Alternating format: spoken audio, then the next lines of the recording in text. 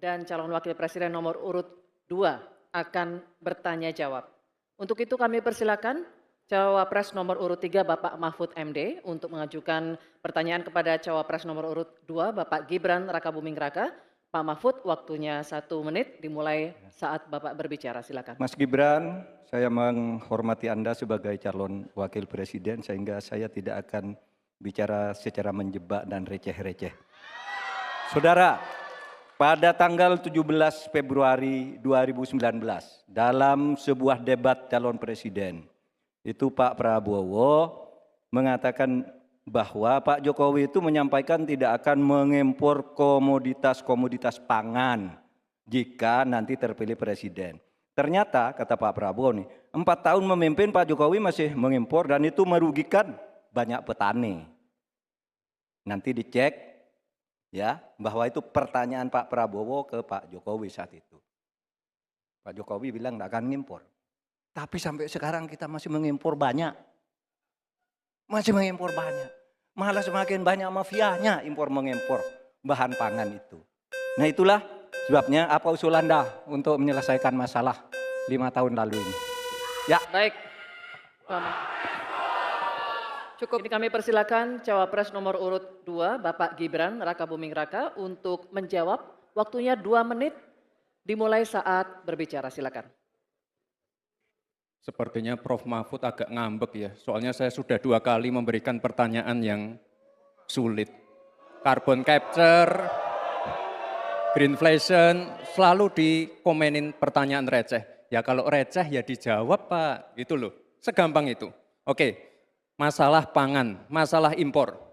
2019 sampai 2022 kita sebenarnya sudah swasembada beras.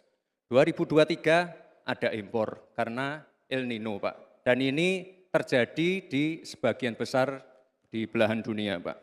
Kuncinya sekarang adalah bagaimana kita bisa bekerja sama melakukan ekstensifikasi, intensifikasi lahan di tingkat desa sampai tingkat nasional secara efektif. Pupuk itu kunci. Makanya kemarin ada pabrik pupuk di Fak-Fak. Ini kunci untuk meningkatkan produktivitas. Lalu mekanisasi.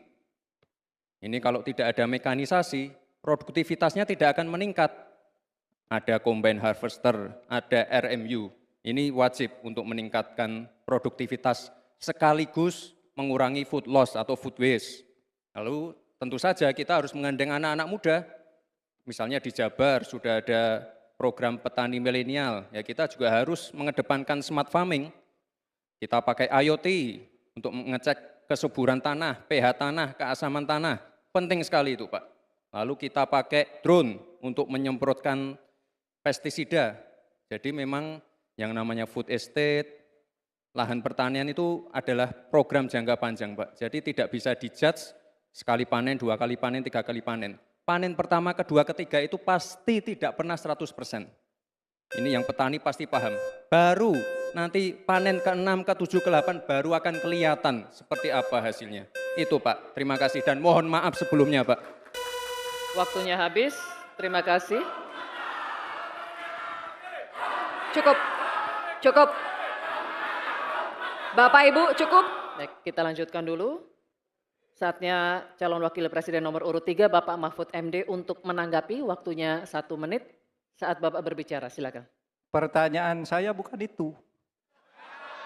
Pertanyaannya itu, dulu Pak Prabowo bertanya, katanya Pak Jokowi tidak mau ngimpor beras. Lalu sekarang faktanya, per hari ini, catatan data ini harus dibaca ini. Impor kedelai 2 juta ton, susu 280 juta ton, gula pasir 4,1 juta ton, beras 2,8 ton, daging sapi 160 juta ton. Ini hasilnya seberapa dari hasil debat dulu yang tanggal 17 Juli itu. Perkembangannya seberapa? Semakin banyak nih angkanya. Semakin banyak impornya, semakin terdiversifikasi juga, diversifikasi juga impornya dari data ini. Nah oleh sebab itu kemudian secara lebih mendasar, saya ingin menanyakan posisi Mas Gibran dengan penuh hormat. Posisi Anda sebagai wakil presiden, bagaimana tentang konsep Trisakti Bung Karno terkait kemandirian ini? Baik. Selanjutnya kami persilakan cawapres nomor urut 2 Bapak Gibran Rakabuming Raka untuk merespon tanggapan dari Bapak Mahfud MD. Waktunya 1 menit Pak, dimulai dari saat Bapak berbicara. Silakan. Terima kasih Prof. Mahfud untuk evaluasinya. Sekali lagi saya mohon maaf jika ada kata-kata saya yang salah. Tapi sekali lagi, ini harus kita evaluasi. Dan kita jangan memberikan narasi-narasi yang menakutkan kepada warga. Intinya adalah program-program yang sudah berjalan sekarang. Nomor 1 dan nomor 3 ini kan kompak, food estate gagal. Saya tegaskan sekali lagi Pak, memang ada yang gagal, tapi ada yang berhasil juga yang sudah panen. Misalnya di Gunung Mas, Kalteng, itu sudah panen jagung, singkong. Itu Pak, cek saja nanti ininya, cek saja datanya. Intinya adalah warga jangan diberikan narasi-narasi yang menakutkan. Kita harus optimis Pak. Bapak-bapak ini adalah calon-calon pemimpin, harus optimis. Jangan memberikan narasi-narasi yang menakutkan kepada warga dan masyarakat. Waktunya masih. Baik, waktunya habis. Baik, waktunya habis.